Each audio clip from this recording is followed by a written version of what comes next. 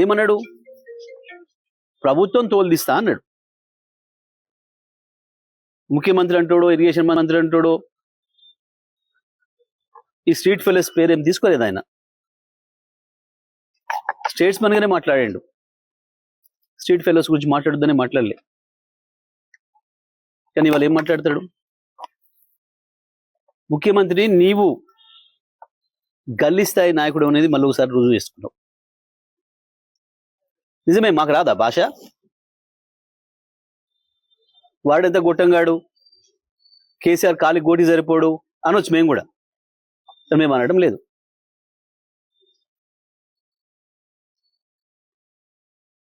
నువ్వు రండవు, నువ్వు కొజ్జవని కూడా అనొచ్చు, మేము అనడం లేదు. మాకు విజ్ఞత ఉంది. నీకు కేవలం అది ఒక్క భాష వచ్చు కావచ్చు, మాకు అన్ని భాషలు వచ్చు, అన్ని అన్ని అన్ని పద్ధతుల్లో మాట్లాడవచ్చు. విజ్ఞతతో మాట్లాడవచ్చు. ఒకవేళ నువ్వు దాంట్లోనే పోటీ పెట్టుకుందాం అనుకుంటే అది కూడా మాట్లాడవచ్చు.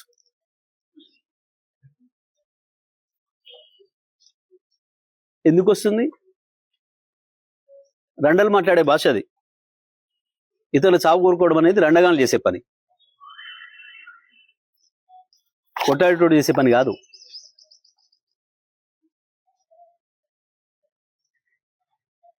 ఒకటి దంతుంటే ఇంకోడు కింద పడి బొర్రెటోడు మాట్లాడే మాటలు అవి, శాపనార్థాలు పెట్టే మాటలు.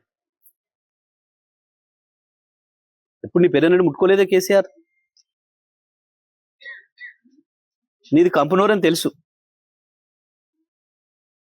నీది మురికాలో కంటే అధ్వానమైన నోరని సంగతి కూడా తెలుసు.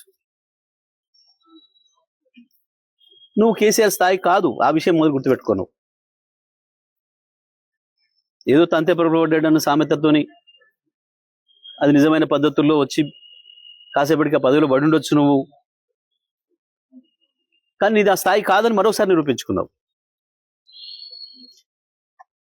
ముఖ్యమంత్రి స్థానాన్ని దిగదార్చే పద్ధతుల్లో ఎక్కడ మాట్లాడింది? ఎవడన్నా ఎన్నికైనా కొత్త సర్పంచ్లకు చెప్తే కదా,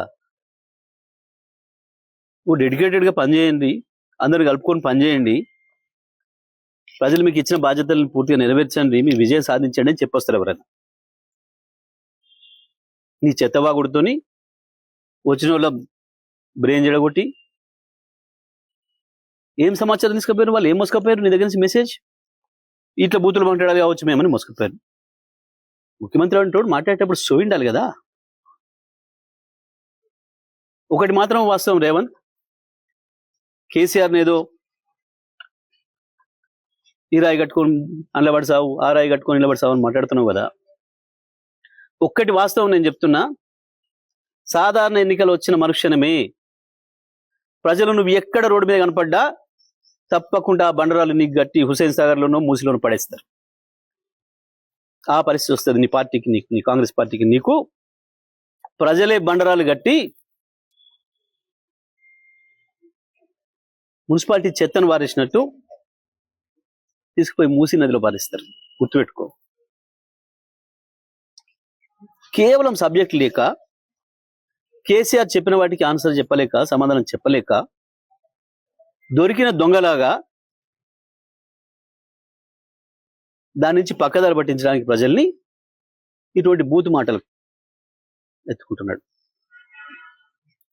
చూడలేదా ప్రజలు? కోట్లాది మంది ప్రజలు చూసిండ్రు.